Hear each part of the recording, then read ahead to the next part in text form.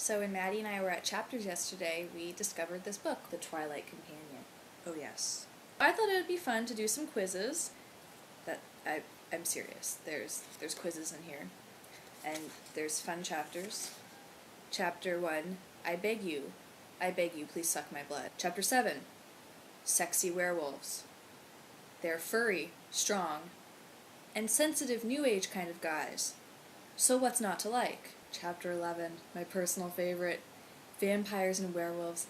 Can they ever be friends? Ooh, chapters 13 and 14 are devoted to protecting your vampire, because apparently being immortal and fairly indestructible is not good enough. Well, I'm really excited for chapter 18, romance quiz. Could Edward Cullen be the man for you? Possibly if he was a real person, but as he's fictitious, I'm pretty sure he's not the man for me. I haven't read it. I'm not really planning on reading it ever. I thought I'd flip through it for entertainment's sake. This is interesting. This is very important. How many people does a vampire need to drink to stay alive? Apparently, it's deduced that a vampire would need about 1,200 calories per day to survive. We'll just skip this because it's all bullshit. We'll get to the calculation.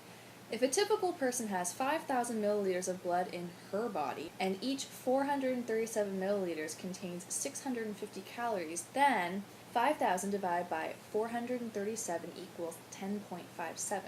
Now, 10.57 multiplied by 650 calories equals 6,870.5 calories of blood in the typical human body. In conclusion, a male Cullen vampire could probably sustain himself for lengthy periods without draining even one human female. If he drains a bear, I skipped that part.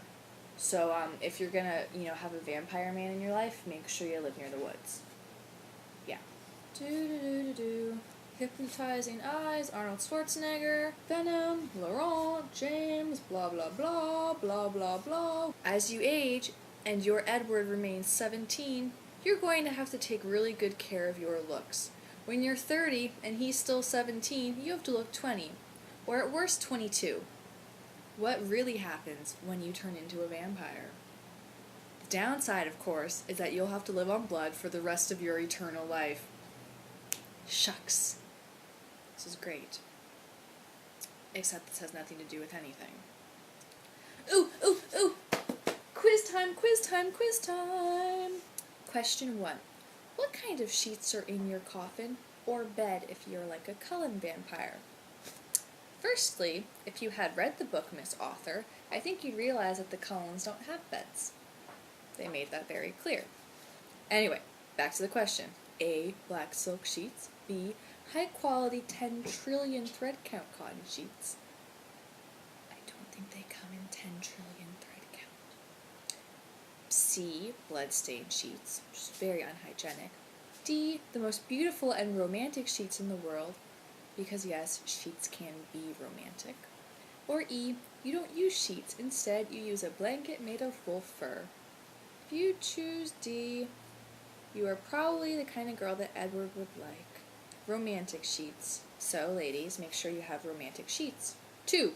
You are a newly made vampire. All you want is human blood. You can't control the urge. Who do you drain first?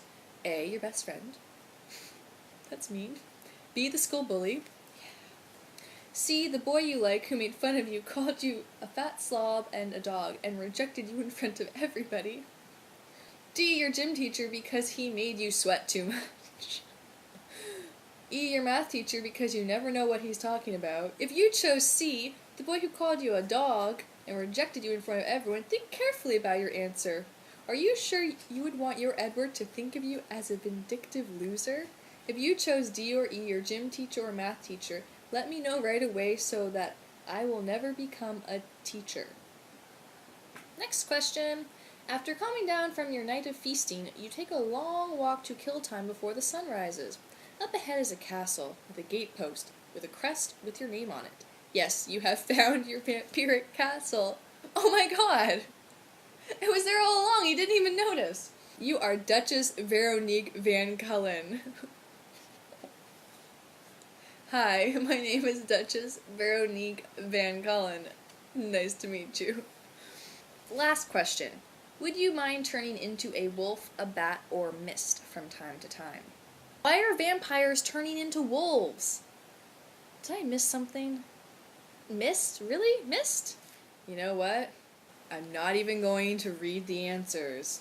Sexy werewolves! As nice as he is, a werewolf like Jacob Black isn't going to be any better. He'll be out prowling every single night, and when he comes home, expect to wash up a lot of blood. He'll track it in through the doorways or windows, he'll smear it on your carpets and floors, and oh my god! This person hates werewolves! This book is so biased! So what to do if you fall in love with a werewolf? I suggest years of intense psychotherapy.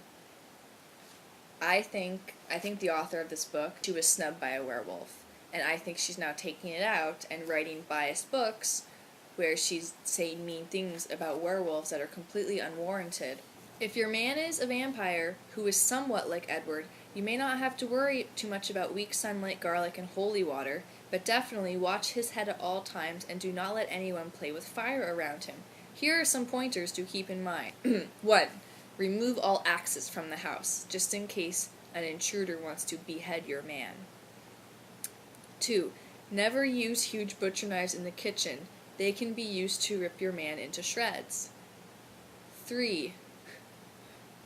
This is important. Do not roast marshmallows and make s'mores with your man.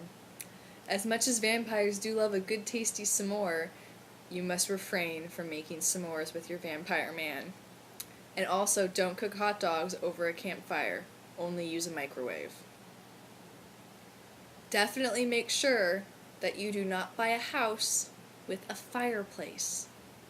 I don't care how aesthetically pleasing it is, don't do it. Because then that fireplace could potentially be used to make s'mores and hot dogs, which is bad news all around. Maybe I skipped the part where it says that vampires are allergic to marshmallows. I want to get to the most important quiz of all. Could Edward be the man for me? I'm excited! Oh, it's really long. Oh my god!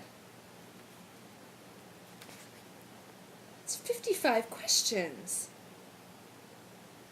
Well, I got bored, and I'm just going to read the answers. So if you scored less than 80, are you compatible with a guy like Edward? Absolutely not. Give up all hope. Additional comments. You might want to consider getting psychotherapy. And, if you have over 200 points, you win! You are definitely the girl for a handsome, wonderful, perfect vampire guy like Edward. High five! So that concludes the end of my book critique, and I learned a lot of things from it. I learned that that vampires they like romantic sheets, not black sheets, and then if I become a vampire, I'll have a really cool name like Baroness Veronique Van Cullen. I think that was it. I also learned that apparently vampires are allergic to just s'mores and hot dogs, so I have to stop making them if I find my vampire man. And I also have to get rid of all my sharp knives and axes, which is disappointing, but I mean, we all have to make sacrifices. If, you're a vampire lover or are seriously interested in snagging yourself a vampire man, you should consider getting this book for yourself. But if you like werewolves, you probably shouldn't get it because it kind of just bashes them. And that's my conclusion. That concludes everything. Concluded. The end.